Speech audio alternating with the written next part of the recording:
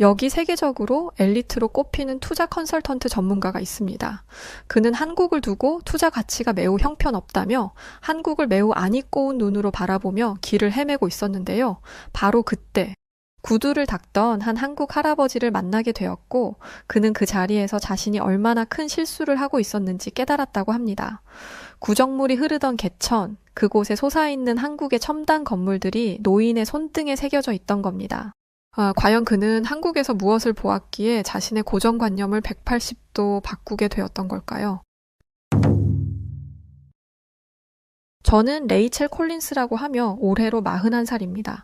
저는 호주 시드니에서 활동 중인 투자 컨설턴트이기도 하고 나름 엘리트이자 명성 있는 전문가이기도 하죠. 세계 각국의 도시들을 분석하고 그 안에서 가장 수익성 있는 프로젝트에 자금을 연결하는 일을 하고 있습니다. 이런 제게 사람들은 종종 이런 질문을 하곤 해요. 그렇게 많은 나라를 다녀봤으니 알려나 어느 나라가 제일 좋았어요? 이런 질문을 받으면 저는 웃으며 이렇게 대답하곤 합니다. 논리적으로 움직이는 곳이 가장 좋은 곳이죠. 감정으로 부풀리기보다는 데이터로 움직이는 나라요. 저는 그런 나라가 가장 좋은 나라라고 생각해요. 전 감정보다 수치와 구조, 그리고 실현 가능성을 더 중요하게 생각합니다. 감성은 돈이 되지 않는다. 이건 제 삶의 철학이자 제가 이 자리까지 오게 만든 신념이기도 하거든요. 그래서일까요?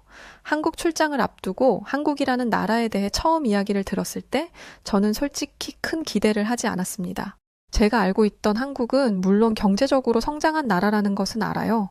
IT 강국으로 알아줄만 하고 수출 중심의 제조업도 꽤 뛰어나긴 하죠. 하지만 제가 보는 것은 그 이상의 것입니다. 사회적 인프라, 도시 구조, 장기적 자산 안정성. 그런 면에서 한국은 여전히 호주나 미국에 한참 못 미친다는 생각이 들었어요. 그저 성실하고 부지런한 사람들이 조금 과하게 포장된 시장을 만들어가고 있는 것은 아닐까 싶었습니다. 그런 생각이 제 머릿속에 박혀 있었던 것 같아요. 그날도 저는 평소처럼 시드니 도심 중심부 서큘러 키가 내려다 보이는 고층 빌딩의 제 사무실에서 하루를 시작하고 있었습니다. 천장에서 바닥까지 이어지는 유리창 너머로는 하버 브리지가 멋진 곡선을 그리고 있었고 바다 위로는 여유롭게 요트가 지나가고 있었죠. 이 도시는 제가 자란 곳이자 제가 가진 기준의 출발점이기도 합니다. 책상 위에는 늘 그렇듯 깔끔하게 정리된 노트북과 최신 시장 보고서, 그리고 세계 주요 도시의 시장 흐름 그래프가 놓여 있었어요. 저는 매일 아침 1시간 이상을 그 수치를 분석하며 시작합니다. 이건 제 습관이자 제 업의 기본이라 할 수 있거든요. 제겐 감각보다 데이터가 더 믿을 만합니다. 예외는 딱히 없어요. 그런데 그날 제 비서가 조심스럽게 말했죠. 대표님이 회의실에서 기다리십니다. 중요한 건이라고 하셨어요. 회의실에 들어서자 투자자 대표가 두꺼운 폴더를 제 앞에 밀어놓으며 말했습니다. 레이첼, 다음 현장은 대한민국이야. 바로 이렇게 제가 한국 출장을 가게 된 것인데 솔직히 제가 한국을 무시하고 있다는 것은 바로 티가 나긴 했어요. 한국이요? 도대체 왜 한국이죠? 겉으론 미소를 지었지만 머릿속에 떠다니는 여러 의문이 말과 표정으로 나왔습니다. 그러자 대표는 아주 진지하게 대답을 했어요. 한국 시장을 무시하면 손해야. 우리는 지금 아시아 자산 포트폴리오를 새롭게 짜고 있잖아. 그 안에서 한국은 지금 가장 중요한 퍼즐이라네.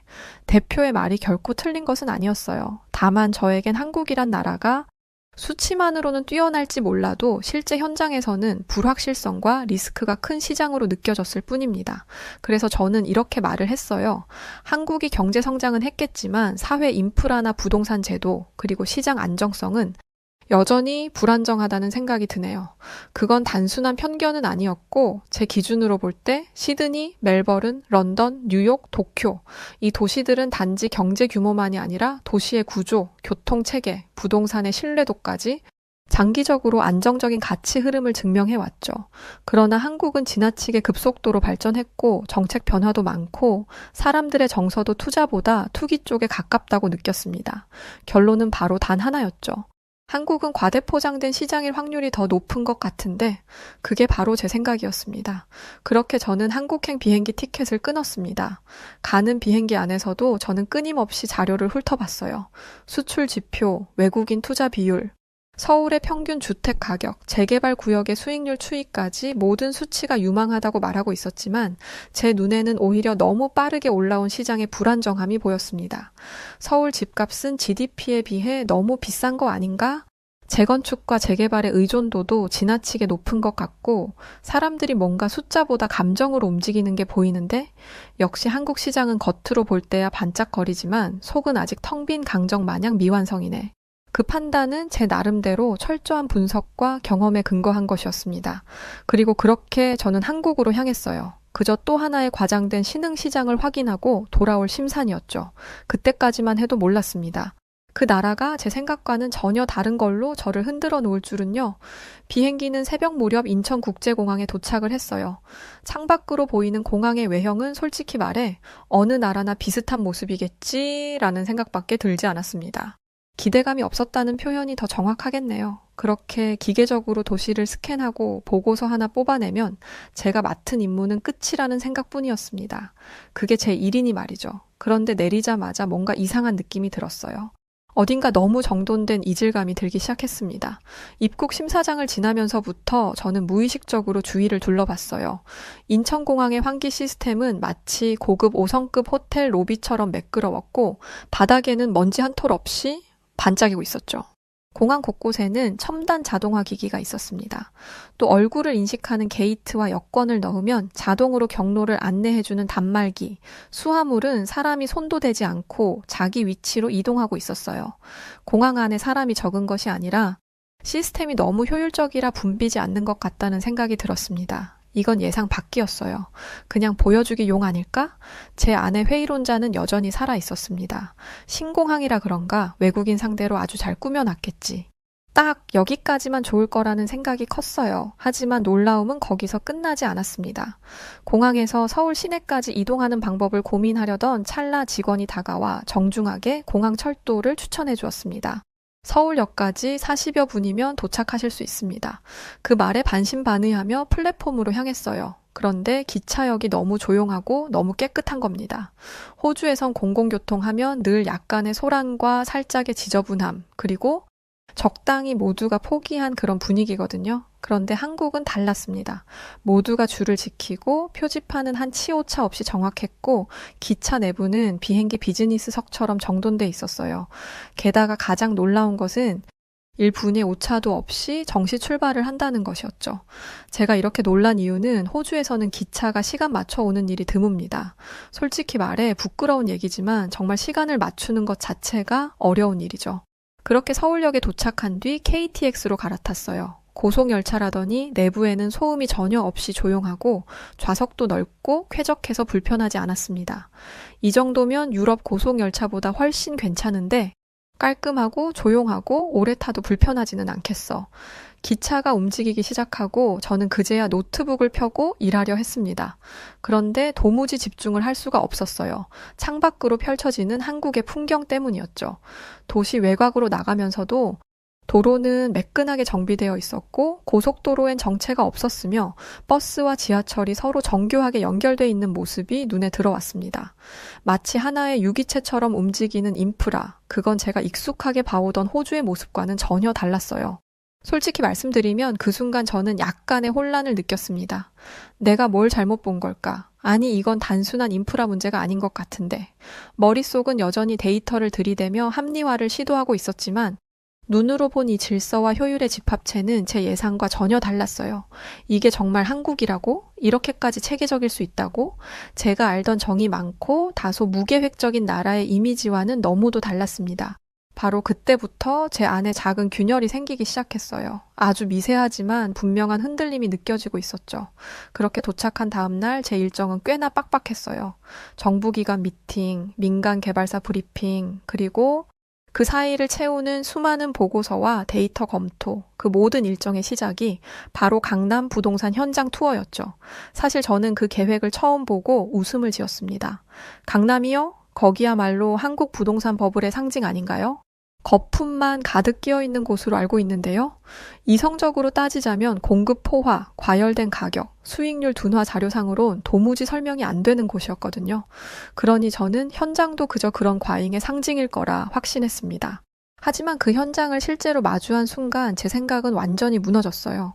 서울 도심에서 자동차로 20여 분 남짓, 그리 멀지 않은 곳이었지만 풍경은 완전히 달랐습니다. 마치 다른 차원에 들어선 것 같았죠. 초고층 빌딩들이 하늘을 찌를 듯 솟아 있었고 도로 위엔 자율주행 테스트 차량이 질주하고 있었습니다. 무인 배송 로봇이 건물 사이를 누비고 스마트 글래스를 쓴 작업자들이 현장에서 건축 상태를 점검하고 있더군요. 이어 제 시선은 한 건물에 고정됐습니다. 투자 대상 중 하나로 추천받은 오피스 단지인데 외형은 유리와 금속이 어우러진 고급스러운 디자인이었지만 진짜 놀라웠던 건 내부 시스템이었죠.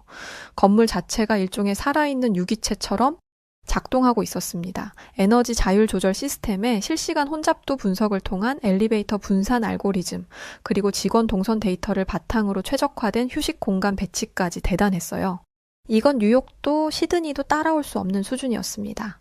저는 순간 노트북을 꺼내 그동안 수집한 도시별 스마트 인프라 지표, 투자 대비 성장률, 주거 복합성 지수 등을 꺼내 대조해봤습니다. 하지만 이상하게도 수치는 현실을 따라가지 못하고 있었어요. 예를 들어 호주의 도시계획 보고서에선 도시 확장 속도가 빠르면 품질이 떨어지는 게 일반적입니다. 하지만 한국은 반대였어요. 압축적이지만 치밀했고 빠르지만 정돈돼 있었습니다. 속도와 질, 두 마리 토끼를 동시에 잡은 도시라는 표현이 전혀 과장이 아니었죠. 건물 옥상에서 강남 일대를 내려다보며 저는 한동안 말을 잃었어요. 파노라마처럼 펼쳐진 도시의 풍경은 과대평가된 나라라는 제 초기 인식을 정면으로 반박하고 있었죠. 그때 문득 이런 생각이 들었습니다. 도대체 한국의 이런 에너지는 어디서 나오는 거지? 정해진 구조도 없이 누구도 미리 길을 닦아놓지 않았는데 도시는 스스로 진화하고 있었고 그 진화는 통계 수치보다 훨씬 빠르게 달리고 있었습니다. 호주의 경우 대형 프로젝트 하나 승인받는 데만 수년이 걸러요. 개발과 환경 규제가 첨예하게 부딪히고 늘 정부는 느리고 민간은 조심스럽습니다. 하지만 한국에선 망설임이라는 단어가 잘 보이지 않았어요. 위험을 감수하면서도 앞으로 나아가고 그 결과를 실시간으로 실현해내는 속도가 대단했습니다. 이건 이성적으로만 보면 진짜 말이 안 되는데 이걸 해내고 있네? 제 머릿속은 점점 더 복잡해졌어요. 아무리 데이터를 들이대고 수익률과 리스크를 분석해도 현장에서 느껴지는 그 기세와 집단 의지 같은 건 설명되지 않았습니다. 그제야 저는 깨달았어요. 이 나라는 수치보다 사람들이 가진 속도감과 의지로 움직이고 있다는 것을 말이죠. 그리고 그건 제가 가진 공식과 프레임으로는 설명이 안 되는 낯선 영역이었습니다. 강남의 오후 햇살 속에서 저는 그 낯설m 앞에 잠시 멈춰 서 있었어요. 그때부터였던 것 같습니다. 제 안에서 무엇인가가 천천히 부서지고 있었던 것이 말이죠. 한국은 스마트 시티라는 말 처음엔 그저 마케팅 용어라고 생각했어요. 하지만 서울에서 경험한 그 숨가쁜 속도감과 실제 기술력은 저를 반박할 수 없게 만들었습니다. 그래서 이번엔 직접 지방의 개발 예정지를 보기로 했어요. 서울에서 KTX를 타고 1시간 반쯤 남쪽으로 내려갔을까요? 작은 해안 도시였지만 이미 중심부엔 대형 건설사 로고가 붙은 펜스가 줄지어 서 있었고 한창 기반 시설을 다지는 소리가 사방에서 울렸습니다. 이런 시골에 무슨 스마트 시티야? 솔직히 처음엔 그렇게 생각했어요. 하지만 현장에 도착해보니 생각보다 훨씬 더 구체적이고 정교하게 움직이고 있더군요. 수소 에너지 기반의 주거 단지, AI 통합센터, 지능형 교통 체계를 미리 실험하는 시범 도로까지 충격적이었죠. 이건 그냥 땅 팔고 집 짓는 수준이 아니잖아? 이 나라는 마치 앞으로 20년 뒤에 시간표를 미리 작성한 것처럼 움직이고 있었습니다. 하지만 그럼에도 불구하고 어딘지 모르게 이상했어요. 너무 기계적이고 너무 계획적이라 숨 쉴 틈이 없다는 기분이 들었습니다. 현장을 둘러본 후 잠깐 시간을 내어 근처 시내를 산책하다 길을 잃었죠. GPS마저도 신호가 불안정해서 당황스러웠습니다. 무심코 들어선 골목 끝 유난히 시간이 멈춘 듯한 작은 다방 하나가 보였어요. 마치 1980년대에서 떨어진 듯한 간판과 희미하게 흐르는 올드팝 그리고 낡은 나무 문이 보였습니다. 문을 열고 들어섰을 때 진한 커피 향과 함께 조용히 홀로 신문을 보고 있던 노인 한 분이 계셨어요. 단단해 보이는 손과 구두는 닳았지만 닦여 있었고 작은 컵에 담긴 커피를 천천히 음미하는 모습엔 왠지 모를 품위가 느껴졌습니다. 실례합니다. 혹시 근처 역으로 가는 길을 여쭤봐도 될까요? 제가 조심스레 말을 건네자 그분은 천천히 신문을 접고 저를 바라보며 말했어요. 외국 분이구먼. 이런 데까지 어쩐 일이요? 이렇게 시작된 대화는 생각보다 길어졌고 커피 한 잔을 권하던 그의 말에 저는 자연스레 자리에 앉게 되었습니다. 강남 아시오? 네, 어제 다녀왔어요. 인상 깊더라고요. 그 강남이 예전엔 다 논밭이었소. 구정물 흐르던 개천이 있었지? 허허. 그의 이름은 박종해. 올해 73이라고 했습니다. 젊은 시절 고속도로와 강남 재개발 현장에서 일했던 토목 기술자였다고 했죠. 우린 굶으면서 도로를 닦았소. 시멘트 한 포대에 소주 한 병이면 만족했었지. 누구 하나 잘나서 만든 게 아니라 다 같이 진짜로 다 같이 함께 만든 나라요. 그의 말 한마디 한마디가 낡은 테이블 위에 무겁게 내려앉혔습니다. 저는 그 순간 처음으로 이 나라에 대한 어떤 감정을 느꼈던 것 같아요. 보고서나 수치, 투자 지표 따위로는 절대 표현할 수 없는 무언가가 느껴졌죠. 그의 오래된 지갑에서 사진 한 장을 꺼내 보여주었습니다. 황토먼지를 뒤집어 쓴 젊은 시절의 자신의 모습과 곁에는 헬멧을 쓰고 있는 동료들의 모습이 보였죠. 그 사진의 배경은 무너진 산비탈이었습니다. 그때는 다 맨손이었어요. 장비? 그런 게 어딨어. 그냥 하는 거지. 하루에 12시간씩 땅을 팠소. 그래도 웃을 수 있었지. 왜냐면 우리가 우리 손으로 길을 만들고 있다는 게 그게 참 기적 같았으니 말이야. 그는 커피를 한 모금 마신 뒤 조용히 창밖을 바라보았습니다. 그 강남이 지금은 빌딩 숲이 되었지만 그 기초는 그 피와 땀 위에 올라선 것이지. 이 나라는 수치로 만들지 않았소. 사람이 만든 나라지. 저는 그 말을 듣고 말문이 턱 막혔습니다. 뭐라 답해야 할지 모르겠더라고요. 그런 저를 두고 그가 조용히 말을 이어갔습니다. 그 나라를 보는 눈, 그거 너무 숫자만 보지 마시오. 숫자는 힘이 없거든. 그 뒤에 있는 사람을 봐야지. 그날 이후 제 머릿속에 계속 맴도는 말이 있었습니다. 수치로는 표현할 수 없는 힘. 바로 그 말이었죠. 그 힘이란 도시를 만들고 국가를 일으키고 절망 속에서도 일어서는 사람의 끈기, 희생, 그리고 연대였던 거죠. 호주에선 이런 경험이 거의 없었습니다. 우리는 이미 완성된 사회 속에서 살고 있고 역사보다는 시스템을 믿었으니 말이죠. 하지만 여기 한국은 기적을 만들어낸 사람들이 존재하는 나라였습니다. 그날 저는 단지 커피 한 잔 마셨을 뿐인데 그 어떤 데이터 분석보다도 뚜렷하게 한국이라는 나라의 본질을 본 듯 했어요. 그날 오후 다방 한 켠의 햇살은 조용하고 따뜻했습니다.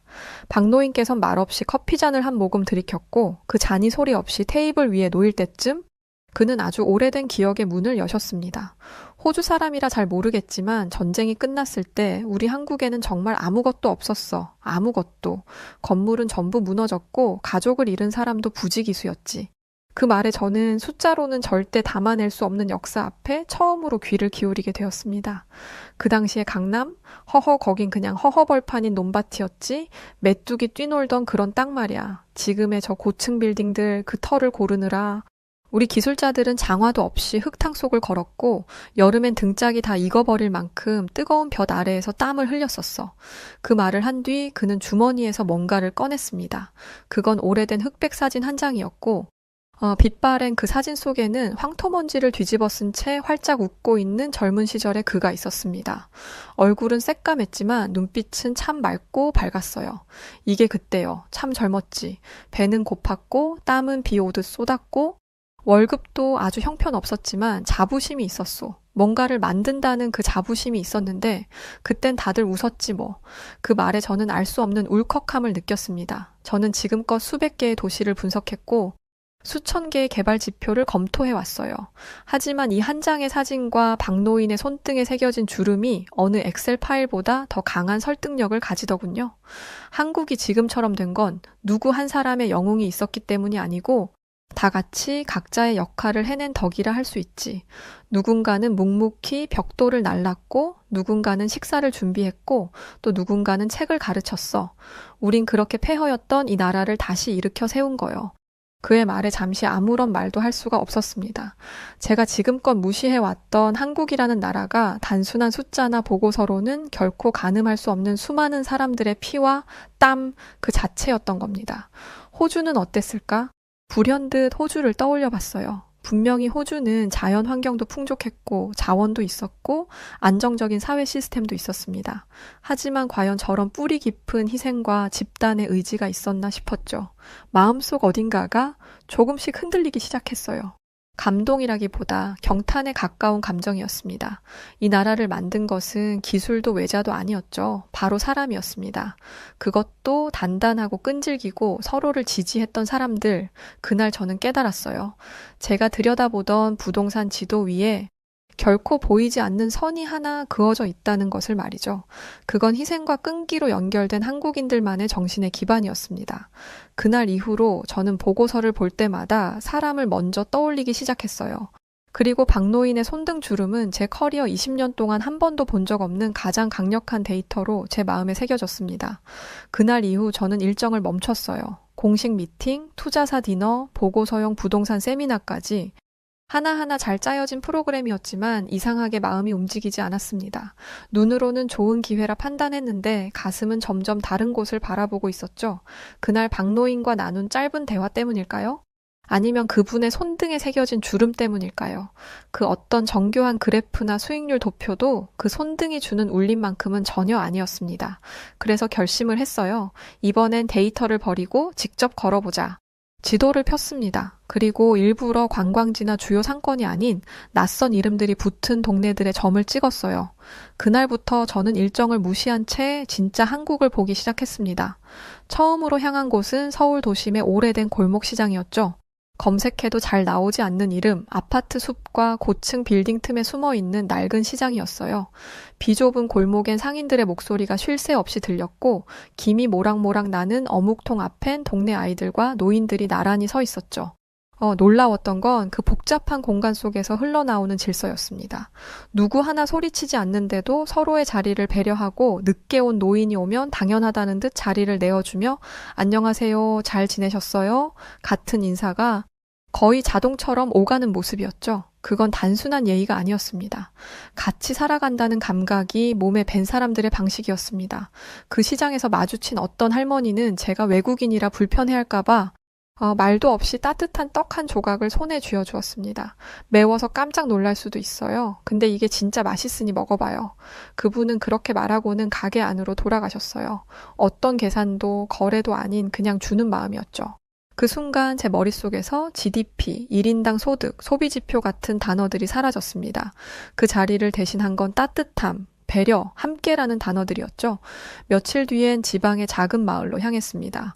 서울보다 한참 떨어진 곳이고 초록논과 산 사이로 길게 이어진 시골 마을이었어요. 그곳에선 동네 어르신들이 서로의 농사를 도우며 지내고 있었죠. 누군가는 나물 캐는 이의 등짐을 들어줬고 누군가는 김치 담그는 손길을 같이 거들었습니다. 그런 풍경을 바라보며 문득 이런 생각이 들었어요. 이 사람들은 계산하지 않는구나. 나와 너를 따로 놓지 않고 우리 함께 라고 생각하고 있네. 호주에선, 제 주변에선 정말 익숙하지 않은 모습이었습니다. 모두가 독립적이고 본인 스스로의 이익을 챙기는 것이 우선이었죠. 하지만 한국은 달랐습니다. 한 아이가 넘어지면 근처 아주머니들이 동시에 달려와 일으켜줬고 식당에선 모르는 손님끼리도 반찬을 건네며 함께 식사를 했습니다. 그건 단순한 친절이 아니었죠. 함께 살아야 한다는 철학과 너도 나고 나도 너다라는 믿음. 그게 한국의 진짜 모습이었습니다. 그제야 깨달았어요. 제가 그동안 보려 했던 건 한국의 가능성이 아니라 투자의 가치였고 제가 그동안 분석한 건 수익률이지 사람들의 삶이 아니었다는 것을 말이죠. 수많은 보고서와 지표 너머에 이 나라만의 깊은 철학이 존재했습니다. 그건 데이터로는 설명되지 않는 아주 본질적인 무언가였죠.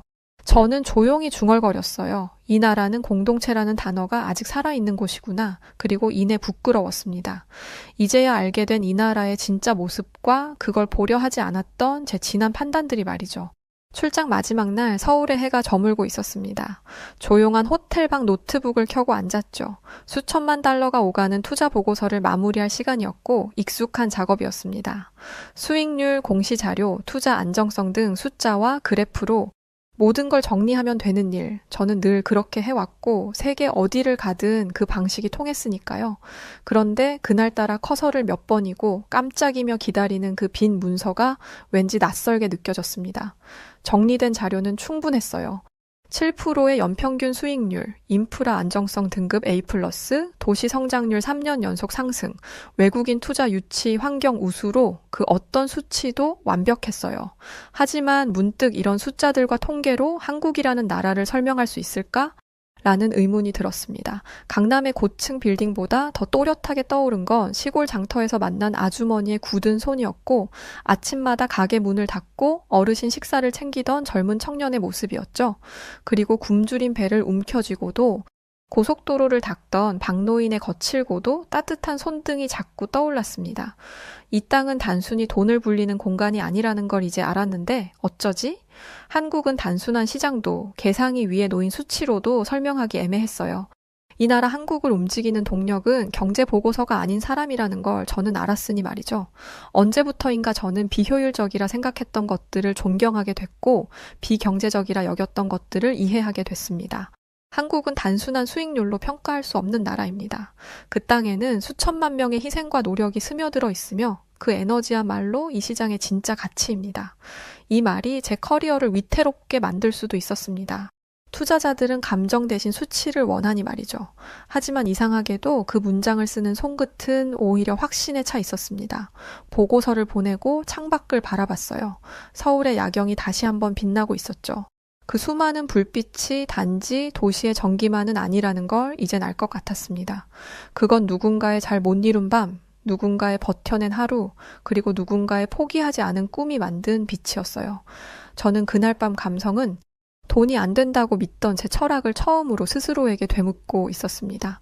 정말 과연 그럴까? 그날 밤 서울에서의 마지막 밤을 보냈어요. 공식 일정도 보고서 작성도 모두 끝난 후 저는 홀로 택시를 타고 남산타워로 향했습니다. 높고 조용한 그곳이라면 뭔가 이 낯선 감정을 정리할 수 있을지도 모른다고 생각했죠. 엘리베이터 문이 열리고 전망대에 다다르자 서울의 야경이 한눈에 들어왔습니다. 수십만 개의 불빛, 하나하나가 누군가의 삶이라는 걸 알게 된 지금 그 광경은 더 이상 도시의 조명이 아니었죠. 그건 수많은 이들의 꿈, 땀, 그리고 희생이 만든 사람의 불빛이었습니다. 그 아래에서 사람들이 살아가고 있다는 게 갑자기 믿기지 않을 만큼 경이로웠죠. 저는 창가에 조용히 기대에 앉았습니다. 호주에서 출발하던 그날 비행기 안에서 비웃던 제 자신이 머릿속을 스쳤어요. 한국 시장은 과대평가됐다. 시스템은 번듯해 보여도 본질은 허술할 거야. 공동체 중심, 아주 감정적이고 비효율적이지. 그때 저는 틀렸습니다. 한국은 겉이 번지르르한 나라가 아니었어요. 속이 아주 단단한 나라였죠. 꽤 불편한 진실이긴 했습니다. 왜냐하면 그동안 저는 이성과 숫자, 분석만으로 세상을 평가해 왔으니 말이죠.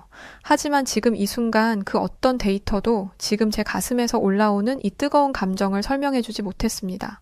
창밖을 보며 문득 눈물이 흘렀어요. 처음이었습니다. 출장 중에 운 적은커녕 일로 감정이 흔들린 적도 없던 제가 한국의 모습 앞에서 조용히 눈물을 훔쳤죠. 어쩌면 이 나라를 진짜 제대로 알아버린 걸지도 몰라. 그 말이 속에서 터져 나왔습니다. 이 나라는 그저 돈을 벌기 위한 시장이 아니라 사람의 마음을 바꾸는 나라였죠. 그리고 그 변화는 바로 제 자신에게 일어난 겁니다. 그 다음 날 비행기 안 대한항공 로고가 새겨진 기내에 안전안내 영상이 흐르고 창밖으로 한국의 땅이 작아지기 시작할 때 저는 속으로 이렇게 다짐했어요. 다시는 한국을 얕잡아 보지 않아야지. 적어도 나는 보고 느낀 게 있으니 말이야. 그 이름은 이제 나한테 수치로는 설명할 수 없는 기적이라 할 수 있지. 한때 차가운 분석가였던 저는 그날 이후 보고서에 담기지 않는 진짜 가치가 세상엔 분명히 존재한다는 걸 믿게 되었습니다. 그리고 그 시작은 한국이었고 그걸 잊지 않고 살아가고 있어요. 한국 그 이름은 제게 데이터로는 설명할 수 없는 정말 기적 같은 존재가 되었습니다.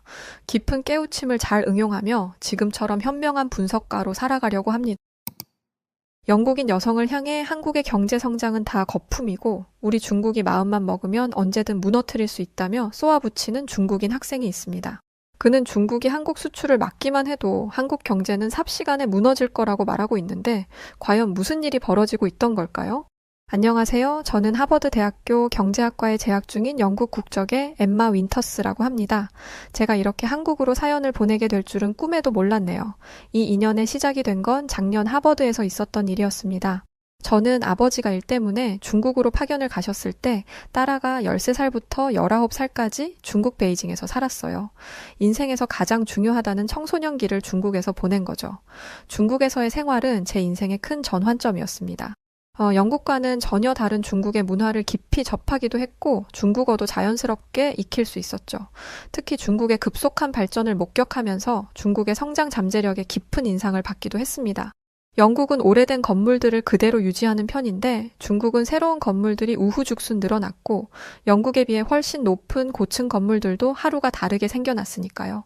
국제학교이기는 했지만 대부분이 중국 선생님들이고 중국의 교육과정을 따라야 했기 때문에 선생님들로부터 중국이 얼마나 위대한 나라인지 귀에 딱지가 않도록 들었고 저는 자연스럽게 중국이 21세기 경제강국이라고 믿게 되었습니다. 특히 안면인식 기술이 처음 도입됐을 때는 감탄을 금치 못했어요. 그런데 이걸 바라보는 아버지와 제 시각은 달랐습니다. 아빠, 중국의 안면인식 기술만 있으면 오랫동안 잡지 못했던 범죄자도 금방 잡을 수 있대요. 정말 대단하지 않나요? 사람들의 안전도 책임지고 영국도 얼른 이 기술을 도입해야 한다고 생각해요. 아버지는 이런 제 말을 들으시고는 한숨을 푹 내쉬었습니다. 엠마, 지금 네가 말한 그 기술이 얼마나 위험한 건지 아니? 그 기술로 중국에 있는 모든 사람들은 철저하게 감시될 거란다. 당시에 저는 그게 뭐 어때서? 라는 생각을 했습니다. 좀 감시당해도 범죄를 예방할 수 있으면 되는 거 아니냐는 거였죠. 하지만 아버지는 전혀 다른 생각이었어요. 모든 사람의 개인정보를 수집하고 감시하지 않아도 범죄를 예방하고 범인을 잡을 수 있어. 당장 옆 나라 한국만 봐도 엄청난 과학기술로 범인들을 잡고 있지. 사람들을 사찰하고 감시하는 기술을 발전시키는 것보다 훨씬 어려운 일이야.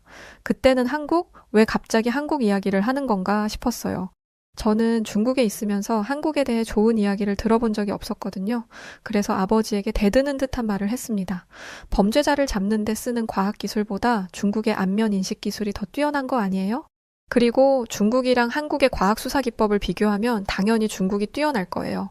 기술 발전은 그 나라의 경제력과 비등하다고 하잖아요. 중국의 경제 수준이 한국보다 훨씬 높은데 기술력도 훨씬 높은 게 당연해요. 저는 아버지처럼 훌륭하고 똑똑한 분이라면 당연히 제 말을 이해하고 제 편을 들어주실 거라고 생각했습니다. 그런데 아버지는 제 예상과 전혀 다른 반응을 보이셨어요. 너를 여기에 데려오는 게 아니었는데 여기서 잘못되고 편파적인 것들만 배워가는구나. 한국에 가는 게 맞았어. 이 말을 듣는데 기분이 확 나빠지더라고요. 이건 한국이 중국보다 낫다는 말이나 다름없잖아요. 저는 영국으로 돌아가자는 아버지의 말에 강하게 반항하면서 영국에 가지 않겠다고 했습니다. 청소년기를 여기에서 보냈으니 친구들도 다 여기 있고 영국보다 중국이 더 익숙한 게 당연하잖아요. 하지만 어쩔 수 없이 영국으로 향하게 되었고 영국에서도 제 마음속 고향인 중국을 늘 그리워하면서 중국 친구들과 가까운 관계를 유지하며 지냈습니다. 이건 영국에서의 학교 생활에도 영향을 끼쳤고 저는 옥스퍼드 대학의 학부로 있을 때 중국 경제를 주제로 논문을 썼습니다. 중국의 경제 성장 모델과 글로벌 영향력이라는 제목이었는데 이걸 졸업 논문으로 제출할 정도로 중국은 제게 특별한 의미를 가졌어요.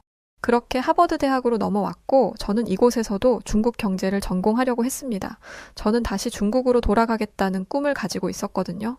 첫 학기 오리엔테이션 날, 저는 제 꿈에 한 발자국 가까이 다가갈 수 있도록 도와줄 한은인 같은 인물을 만나게 되었습니다. 바로 베이징에서 온 장웨이라는 학생이었죠. 장웨이는 정말 특별한 남자였습니다. 베이징 대학의 수석 졸업생이라는 화려한 이력이 무색할 만큼 겸손했고 다른 중국 학생들을 이끌어주려 노력하는 정말 좋은 학생이었어요. 특히 집안도 잘 사는지 걸치고 있는 옷들이 전부 명품이더라고요.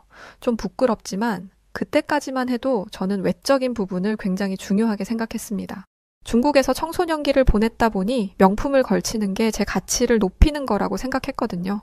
제 부모님이 소비를 제한하지만 않으셨더라도 저도 중국인 친구들처럼 온갖 명품들로 저를 휘감았을지도 모릅니다. 이런 가치관을 가지고 있었다 보니 돈도 많아 보이고 다른 사람들에게도 젠틀하게 행동하는 장웨이가 멋있어 보이는 건 당연한 일이었어요. 게다가 장웨이는 중국에 대해 관심도 많고 중국을 좋아하는 저를 굉장히 특별하게 여겼기에 저희는 아주 빠르게 가까워졌습니다. 엠마, 너처럼 중국을 잘 이해하는 외국인은 없을 거야. 게다가 너는 영국인이잖아. 서양 사람이 중국을 이해하는 게 얼마나 어려운지 알기 때문에 너한테 더더욱 고마워. 저는 장웨이의 응원 속에서 1학기를 보냈고 2학기에는 가장 기대하던 수업인 글로벌 경제 구조의 변화와 혁신이라는 강의를 듣게 되었습니다. 마이클 브라운이라는 하버드에서 손꼽히는 대단한 분의 수업이었죠. 특히 아시아 경제에 대한 전문적인 이해도는 전 세계 그 누구보다 뛰어나다 말해도 과언이 아닙니다. 교수님은 강의가 시작된 동시에 이번 학기 핵심 과제를 발표하셨습니다. 이번 학기에는 각자 동아시아의 서로 다른 국가를 선택해 심층 연구를 진행하게 될 겁니다. 단순한 경제 지표 분석이 아닌 그 나라만의 독특한 혁신 모델과 성장 동력을 찾아내야 한다는 점에서 지금까지 여러분이 알고 있던 지식이 무의미하다는 걸 알게 될 겁니다. 교수님의 과제는 분명 흥미로웠지만 제가 알고 있던 지식이 무의미해질 거라는 데는 동의할 수 없었습니다. 저는 당연히 중국의 경제에 대해서 과제를 할 텐데 중국의 경제에 대한 제 지식이 무의미할 리가 없잖아요. 동아시아는 세계에서 가장 역동적인 경제 블록이기에 학생들 모두가 흥미롭게 과제에 대해 질문했고 장웨이는 제 손을 꼭 잡으며 속삭였습니다. 엠마, 우리 같이 중국을 연구하자. 네가 중국을 가장 잘 이해하잖아. 장웨이가 제게 속삭이는 탓에 얼굴이 새빨개지고 가슴이 떨렸지만 애써 티내지 않고 고개를 끄덕였습니다. 그런데 그때였어요. 교수님께서 덧붙이신 말씀이 저를 깜짝 놀라게 했습니다. 한 가지 조건이 있습니다. 자국에 대한 연구는 금지입니다. 우리는 보다 객관적인 시각이 필요하니까요. 장웨이의 표정이 순간 굳어졌어요. 저는 그의 실망한 표정을 보며 제가 장웨이 대신 중국에 대해 연구를 해보겠다 생각하고 있었습니다. 그때 교수님께서 흥미로운 말씀을 하셨어요. 특별히 추천하고 싶은 연구 대상이 있습니다. 바로 한국입니다. 유엔이 개발도상국에서 선진국으로 지위 변경을 승인한 첫 사례이자 최단 기간에 놀라운 경제 성장을 이룬 나라죠. 저는 한국에 대해 깊이 생각해 본 적이 없었습니다. 솔직히 말하면 안 좋은 감정을 가지고 있죠. 중국에서 6년 동안 살면서 중국이 얼마나 좋은 나라인지 알게 된 만큼 한국이 얼마나 치사하고 부족한 나라인지를 알게 되었거든요. 교수님은 한국이 최단 기간에 놀라운 경제 성장을 이뤘다며 칭찬을 하셨지만 가까이에 있는 중국은 한국의 진짜 모습을 알고 있었습니다.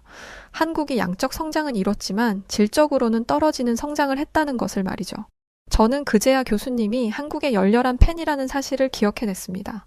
그래서 교수님이 개인적인 감정으로 한국의 경제 성장마저 소위 말해 올려치기 하고 있다는 생각을 지울 수가 없었죠. 저는 존경했던 교수님의 이런 모습에 실망감을 금치 못했어요. 어떻게 개인적인 감정 때문에 학생들에게 잘못된 정보를 알려줄 수 있는지 저는 실망감을 느끼며 장웨이가 하지 못할 중국의 경제 성장을 꼼꼼히 조사해 사람들에게 중국의 놀라운 경제 성장을 보여주겠다고 다짐했습니다. 그리고 속으로 생각했어요.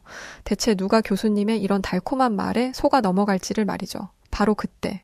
저와 같이 영국에서 온 피터라는 남학생이 자신이 한국에 대해 조사를 하겠다며 손을 들었습니다.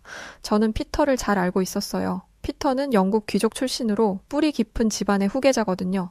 심지어 생긴 것도 준수하고 귀족 출신인 만큼 매너도 좋아서 모든 여학생들의 마음 한편에 자리한 남자였습니다. 저는 그런 피터가 한국을 선택한 게 의외였습니다. 설마 교수님한테 점수 잘 받으려고 일부러 한국을 선택한 건가? 한국은 별 볼 일 없는 나라인데 그런 나라를 선택한 거면 교수님한테 잘 보이려는 이유밖에 없지 뭐. 여기까지 생각이 닿자 선망의 대상이었던 피터를 향한 마음도 식었고 저런 기회주의자가 같은 영국인이라는 사실이 부끄러웠습니다. 저는 피터에게 이 부분에 대해 경고를 주고 싶었어요. 고작 성적 때문에 영국인의 긍지를 잃어버리지 말라고 말이죠. 저기요 피터 씨. 피터는 제가 누구인지도 모르는 눈치였습니다. 저는 간단하게 제 소개를 하고 싶은 말을 쏟아냈어요. 대체 왜 한국을 선택한 거죠? 중국이나 일본, 싱가포르처럼 아시아에도 뛰어난 나라가 많다는 걸 몰랐나요? 그러자 피터는 덤덤하게 대답했습니다. 제가 어디를 선택하든 제 자유 아닙니까? 그리고 교수님 말씀처럼 한국의 경제 성장률과 그 방식은 선진적이며 충분히 배울만 합니다. 저는 그걸 본격적으로 연구해보고 싶은 거고요. 피터가 똑똑한 사람인 줄 알았는데 그것도 아닌 것 같더라고요. 한국같이 작은 나라가 한다면 뭐 얼마나 대단한 걸 하겠어요. 그런데 피터는 자신을 올바른 길로 이끌어주려는 제 속도 모르고 이런 말을 내뱉었습니다. 엠마 씨, 한국에 무슨 억하심정 있습니까? 왜 이렇게 한국을 못 잡아먹어서 안달이에요? 한국이 어떤 이점을 가지고 있는 나라인지는 내가 조사해서 발표할 테니까 그때 가서 얘기하세요. 솔직히 답답한 마음에 언성을 높이고 싶었지만 피터의 말에 틀린 게 없었기 때문에 별말 못하고 입을 꾹 다물고 있었습니다. 그런데 갑자기 제 옆에 있던 장웨이가 나서더라고요. 이봐요. 나는 영국인도 아니고 이 수업은 경제 수업이니까 이 부분만 이야기하려고 했는데 당신 이야기를 들어보니까 안 되겠네요. 한국은 경제고 뭐고 관심을 주면 안 되는 나라예요. 문화예술 면에서 주목을 받고 있지만 애초에 그런 관심을 주면 안 되는 아주 비도덕한 나라라고요. 한국은 다른 나라의 문화와 기술을 베끼기만 하는 나라예요. 당신은 신사의 나라인 영국에서 왔으면서 이런 비도덕 한 나라의 편을 들고 싶습니까? 처음 보는 장웨이의 모습에 적잖이 놀랐어요. 제 앞에서는 항상 사람 좋은 미소를 짓고 있었는데 얼굴이 새빨개져서는 역정을 내고 있더라고요. 그 와중에 피터는 장웨이의 말에 흥미를 가진 듯 했어요. 그게 무슨 말입니까? 장웨이는 피터가 자기 말에 넘어왔다고 생각했는지 씩 웃으며 대답했죠. 한국은 바로 옆에 있는 중국의 문화를 훔쳐서 자기 것인 양 자랑하고 미국과 일본의 기술을 따라하기만 하고 있어요. 특히 중국에 대한 자격지심이 심해서 중국의 좋은 것들은 모두 훔쳐간다고요. 저는 중국인으로서 한국의 이런 비양심적인 행동을 두고 볼 수가 없어요. 장웨이의 모습을 보는데 당황스러웠습니다. 제가 장웨이를 좋아하기도 하고 중국에서 친구들의 영향을 받아 한국을 썩 좋아하지 않지만 그건 언제까지나 경제적인 부분에서였어요. 장웨이 말처럼 문화적이나 감정적인 부분에서 한국을 부정적으로 본 적은 없습니다. 가끔 장웨이가 한국에 대해 비슷한 말을 하기는 했지만 제가 이런 부분에 워낙 관심이 없다 보니 구체적으로 대화를 해본 적이 없어요. 그렇다 보니 장웨이가 눈이 벌게져서 한국 욕을 하는 게 너무 갑작스러웠고 심지어 무서웠어요. 그때 피터가 말했습니다. 장웨이 씨, 경제적인 부분에서만 이야기하자고요. 감정적으로 이러지 마시고 그리고 한국이 중국 문화를 베낀다고 하는데 글쎄요. 한국이 중국 문화를 베꼈는데 왜 완성도나 작품성은 한국의 것이 더 높죠? 왜 중국의 문화는 전 세계의 외면을 받는데 한국의 문화 콘텐츠들은 전 세계인들이 주목하는 시상식에서 상을 받냐 이겁니다. 누가 봐도 한국게 더 뛰어난데 한국이 뭐 하러 중국 문화를 베껴요? 장웨이는 화가 났는지 중국어로 쌍욕을 하기 시작했어요. 중국어를 알아듣는 저로서는 더욱 공포였습니다. 피터는 중국어를 못했지만 이게 아주 질 떨어지는 욕이라는 건 알았겠죠. 피터는 상종조차 하기 싫다는 듯이 진절머리가 난다는 표정을 짓고 떠났고 장웨이는 그 뒤에다 대고 계속 욕했습니다. 저는 그 모습을 보며 공포심을 느꼈고요. 장웨이는 속이 시원해질 때까지 욕을 퍼붓고 나서야 저를 기억해낸 듯 했습니다. 그런데 정말 소름 돋게도 언제 그런 일이 있었냐는 듯이 얼굴을 싹 바꾸고 이전의 그 다정한 모습으로 돌아오더라고요. 그 모습조차 무서워서 저는 도망치듯 자리를 떠났습니다. 기숙사에 돌아와서 곰곰이 생각을 해보니 장웨이의 행동에 석연치 않은 부분들이 꽤 있었어요. 같은 아시아권 학생들은 함부로 대하면서 아메리카, 유럽 대륙 학생들에겐 잘해주지 못해 안달이었죠. 매번 저에게 네가 금발이라서 좋아, 피부가 하얀 백인이라서 좋아 라고 말했던 것도 장웨이가 친절해서가 아닌 제가 백인이기 때문이었어요. 장웨이에게 속았다는 기분이 들었습니다. 아까 피터에게 한 행동이 장웨이의 진짜 모습이라고 생각하니 더 이상 그의 얼굴을 보지 못하겠더라고요. 충격에서 벗어나기 위해 제가 선택한 건 한국에 대해 알아보는 것이었습니다. 다른 나라 이야기에는 아무 반응 없는데 왜 유독 한국 얘기에만 발작을 하는지 알겠더라고요. 저는 인터넷에 한국의 경제 성장을 검색하자마자 충격을 받기 시작했습니다. 1960년대까지만 해도 한국은 아프리카 최빈국들과 비슷한 수준이었어요. 그런데 불과 60년 만에 세계 10위권의 경제 대국이 되었죠. 강의실에서 교수님이 했던 말이 과장이 아닌 사실이었고 저 빼고 모든 사람들이 이 사실을 알고 있었습니다. 제가 청소년기에 중국에서 배웠던 것들과 성인이 되고 나서도 중국 친구들과 대화를 하면서 한국에 대한 사실들을 모두 차단당하고 있었던 거였죠. 한국에 대해 조사를 하면 할수록 놀라운 것 투성이었습니다.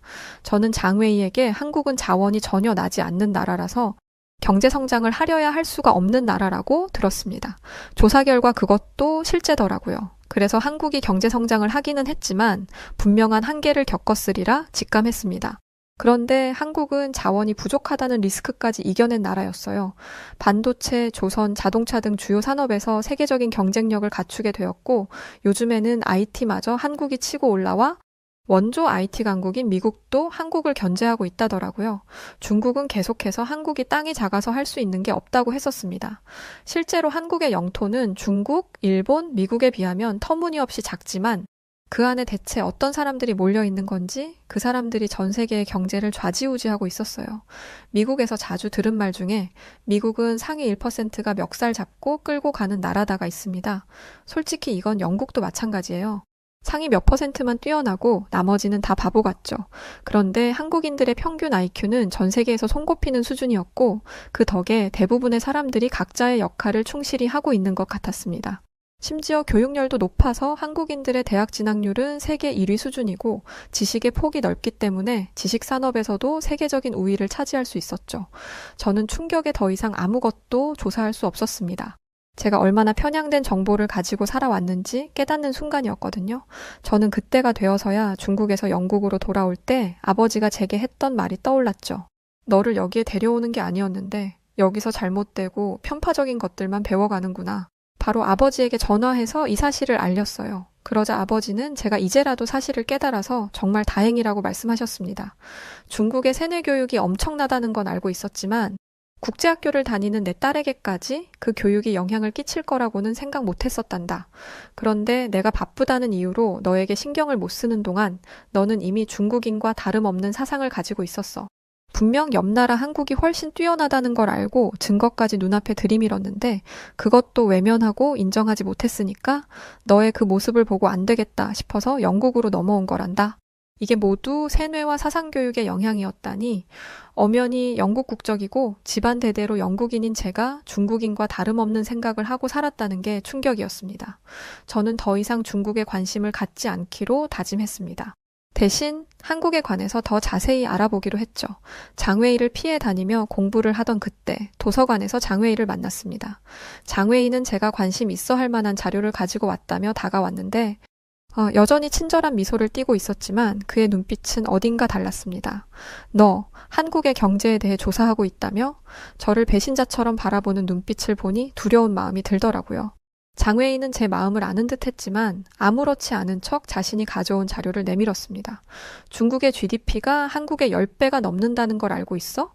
이건 우리가 한국에 수출하는 무역 통계야. 보면 알겠지만 한국 경제는 사실상 중국에 의존하고 있다고 봐도 과언이 아니야. 장웨이는 마치 승리자처럼 의기양양한 표정을 지었습니다. 그런데 그의 말에는 분명한 오류가 있었어요. 장웨이, GDP 규모가 다가 아니잖아. 1인당 GDP나 산업 구조의 질적인 면도 봐야 한다고 생각. 장웨이는 제 말이 채 끝나기도 전에 말을 잘랐습니다. 엠마, 말도 안 되는 소리 하지 마. 너 왜 이래? 너도 중국에서 살았으니까 알잖아. 중국이 얼마나 좋은 나라인지, 얼마나 경제적으로 성장한 나라인지, 내가 증거를 들이밀었는데도 한국이 중국보다 대단하다고 말할 거야? 너는 중국을 깊게 이해해주는 백인이잖아. 설마 날 배신하려는 거야? 집착하는 듯한 말투에 눈에는 광기까지 서려 있었습니다. 게다가 여전히 제가 백인이라서 좋아한다는 구역질 나는 생각을 가지고 있더라고요. 장웨이, 진정 좀 해. 2023년 기준으로 한국의 1인당 GDP는 3만 5천 달러를 넘어섰어. 그에 반해 중국은 아직 1만 2천 달러 수준이지. 이걸 단순히 숫자의 차이라고 볼 수 있어? 이건 산업 구조의 질적 차이를 보여주는 거야. 장웨이가 반박하려 했지만 장웨이의 낯선 모습에 무서워하는 것도 마지막이라 생각하며 틈도 주지 않고 말을 계속 이어갔습니다. 이거 봐. 유엔 산업발전기구 산업경쟁력 지수를 보면 한국은 세계 3위야. 제조업 부가가치 창출 능력이나 기술 집약 면에서 봤을 때 중국은 한국을 따라가지도 못하지. 그리고 자꾸 한국이 중국 기술력을 못 따라간다고 하는데 한국의 첨단 기술 제조업 비중은 전체 제조업의 21.6%고 중국은 14.5%야. 한국은 첨단 기술 강국이라고. 한국의 이 기술을 배우지 못해 안달인 나라가 얼마나 많은데 대체 왜 너 같은 중국인들은 한국을 깎아내리는데 혈안이 되어 있는 거야? 제발 근거 없이 한국을 깎아내리고 비난하는 것 좀 그만해. 너랑 중국 때문에 바보처럼 산 세월이 아까우니까. 장웨이도 지지 않고 제 말에 반박했습니다. 제발 엠마, 대체 왜 이러는 거야? 너는 중국인이나 다름없었잖아. 너 같은 키도 크고 예쁜 백인이 중국인과 다름없이 행동해서 내가 얼마나 자랑스러웠는데 한국의 경제 성장은 다 거품이야. 중국이 원하면 언제든 무너뜨릴 수 있는 그런 거품. 우리가 수출을 막기만 해도 한국 경제는 끝날걸? 저는 말도 안 되는 궤변을 더 이상 들어줄 필요도 없다고 생각했습니다.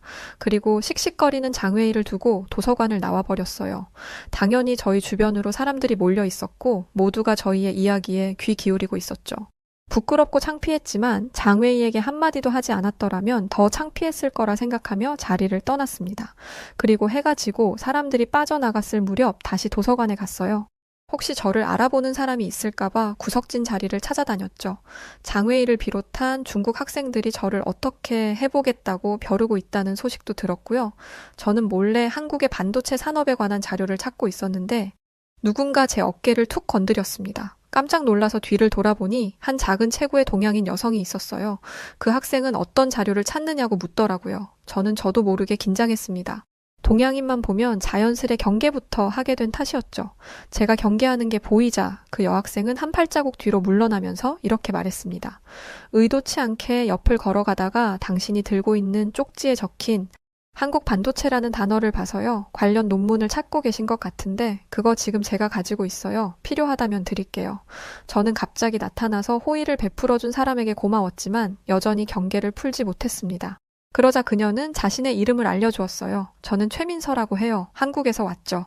아, 한국인이었구나. 더 긴장이 됐습니다. 한국의 경제에 대해 조사를 하고는 있지만 한국인을 만난 건 처음이었거든요. 한국인에 대한 정보는 장웨이에게 들은 게 다였으니까요. 한국인들은 자기네가 제일이라고 생각해. 엄청 거만해. 하지만 민서의 환한 미소에는 어떤 적대감도 느껴지지 않았습니다. 반가워요. 저는 엠마라고 해요. 한국 경제 연구 때문에 논문을 찾는 중이었는데 고마워요. 민서는 한국 경제에 관심이 있냐면서 밝게 다가왔습니다. 하지만 저는 여전히 경계를 늦추지 않았어요. 장웨이도 이렇게 친절했으니까요. 민서는 다른 수업이기는 하지만 한국의 근현대사에 대해 조사 중이라고 했습니다. 경제 부분도 다뤄야 하는지라 저와 함께 과제를 하고 싶다고 하더라고요. 제가 한국인이니까 분명 도움을 드릴 수 있을 거예요. 엠마 씨는 외국인의 시선에서 한국을 어떻게 보는지만 알려주세요. 잠시 망설였어요. 도움을 받아야 할지, 경계를 유지해야 할지. 그때 민서가 덧붙였죠. 아, 혹시 제 제안이 부담된다면 거절하셔도 돼요. 불편하게 할 생각은 전혀 없어요. 아주 조심스럽게 저를 대하는 모습에서 진심이 느껴졌어요. 왜일까요? 장웨이의 친절함과는 뭔가 달랐습니다. 과시하거나 강요하는 느낌이 전혀 없었거든요. 장웨이라면 중국인과 함께 한다는 게 어떤 의미인지는 너도 알겠지? 라는 식으로 다가왔을 겁니다. 그때는 자신감 넘치는 모습이라 좋아했지만 이제는 그게 거만한 모습이었다는 걸 알고 있어요. 저는 조심스럽게 마음의 문을 열고 민서와 함께 카페테리아로 나왔습니다. 그리고 솔직하게 말했어요. 사실 한국에 대해 안 좋은 얘기들을 많이 들었어요. 그런데 조사를 하다 보니 제가 알고 있는 사실이 전부가 아닌 것 같다는 걸 알겠더라고요. 솔직한 심정을 털어놓자 민서는 잠시 생각에 잠기더니 차분하게 대답했습니다. 한국이 아직 전쟁 중인 나라이기도 하고 아시아의 작은 나라라는 이미지가 강해서 한국이 약한 나라라고 생각하는 사람들이 많아요. 엠마 씨 같은 사람들이 바로 그 예시이죠. 이런 일을 겪으면 아쉬운 마음이 들기도 하지만 이건 우리가 극복해야 하는 문제라고 생각해요. 한국인들 중에는 워낙 뛰어난 사람들이 많으니 언젠가는 전 세계 사람들이 한국을 알게 만들 수 있을 거예요. 민서의 태도에는 자신감이 넘쳤지만 겸손했어요. 그리고 무조건 한국을 감싸지 않고 개선해야 할 부분은 쿨하게 인정하고 해결 방법을 찾는 게 너무 멋있어 보였습니다. 그 모습을 보니 장웨이가 생각나더라고요. 장웨이였다면 부족한 부분을 인정하기는커녕 다른 나라까지 끌고 들어와서 중국을 추켜 세웠을 겁니다.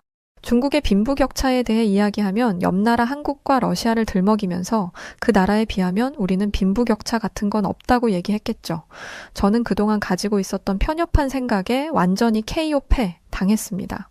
그리고 지나갈 때마다 저를 쥐잡듯이 째려보던 장웨이를 비롯한 중국인 학생들의 코를 납작하게 눌러주겠다고 다짐했죠. 드디어 다가온 중간 발표 날, 저는 한국의 기술 혁신 모델에 대해 발표했습니다. 발표를 시작하자마자 장웨이가 비웃듯 손을 들더군요. 교수님, 한국 기업의 반도체 기술력은 모두 일본에서 온 거 아닌가요? 게다가 중국 화웨이가 한국의 삼성 등 전자제품 시장을 완전히 앞지르고 있다고 하더라고요. 교수님은 장웨이에게 근거가 있는지 물었고 장웨이는 아주 당당하게 중국 매체들이 보도하고 있다며 중국의 기사를 첨부하겠다고 이야기했습니다. 장웨이가 태클을 걸 걸 예상했던 저는 이때다 싶어 제가 준비한 자료를 꺼냈어요. 중국 내 매체는 철저한 통제 안에 있기 때문에 신뢰하기 어렵습니다. 대신 제가 준비한 글로벌 특허 데이터베이스 자료를 봐주십시오. 한국의 삼성전자는 5G 관련 특허에서 세계 1위를 기록하고 있고 자체 개발한 기술이 80% 이상을 차지합니다. 결코 다른 나라에서 기술 이전을 받은 수준이 아닙니다. 장웨이는 붉어진 얼굴로 반박했어요. 그건 그냥 숫자일 뿐이야. 중국은 분명 한국보다 우월하다고. 학생 모두가 수군거렸습니다. 대부분이 왜 저래? 라는 반응이었죠. 장웨이와 같이 있으면 저도 저런 취급을 받았을 생각을 하니 눈앞이 아찔해지더라고요. 장웨이의 민폐짓을 가라앉힌 건 교수님의 한마디였습니다. 장웨이 군, 학문적 토론에는 객관적 근거가 필요합니다. 학생의 주장은 매우 감정적이며 지성인이라고 보기 어려운 수준이네요. 그날 이후 장웨이의 본 모습이 더욱 적나라하게 드러났어요. 그는 더 이상 친절한 가면을 쓰지 않았습니다.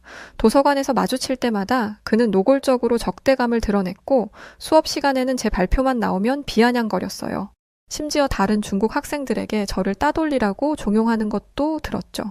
엠마는 배신자야. 중국에서 살았으면서 이제는 한국을 옹호하다니. 하지만 이런 그의 행동은 오히려 제게 더 큰 깨달음을 주었어요. 이제야 알겠더군요.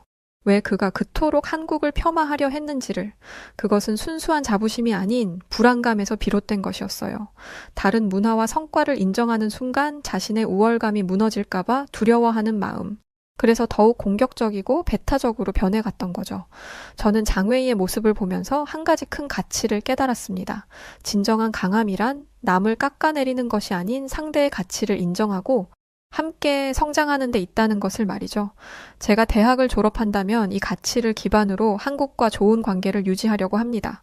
객관적으로 봤을 때 한국의 경제 발전 가능성이 굉장히 뛰어나거든요. 한국인들은 이 사실을 잘 모르는 듯해 아쉬울 따름입니다. 그에 반해 중국은 계속 이런 태도를 취하다간 세계 시장에서 외면당하고 경제가 점점 붕괴될 것입니다. 수출이 막히면 내수 시장을 활성화해야 하는데 인구가 많아서 어느 정도는 버틸 수 있겠지만 그게 뭐 얼마나 가겠어요. 지금까지 한국을 오해한 것에 대해 정말 미안한 마음을 가지고 있습니다. 하지만 민서와 가까워지면서 이제 한국을 사랑하는 영국인이 되었죠. 앞으로는 남의 말에 휘둘려 내 생각을 타인에 의해 좌지우지 되지 않고 올바른 시선으로 현실을 정확하게 보며 스스로 믿는 것에 마음 가는 대로 하며 최선을 다해 살겠습니다. 네, 오늘 사연 여기까지입니다. 중국에서 청소년기를 모두 보냈다면 분명 의지와는 다르게 다른 생각을 가질 수도 있겠다는 생각은 드네요. 그래도 다시 조국으로 건너가 현실을 보게 되고 깨달았다니까 다행이라는 생각이 듭니다. 그럼 저는 다른 분의 또 다른 사연으로 돌아올 것을 약속드리고 지금까지 사연을 전해드렸던 저는 여우튜브 송은지였습니다. 항상 고맙고 늘 감사합니다. 그리고 언제나 사랑합니다.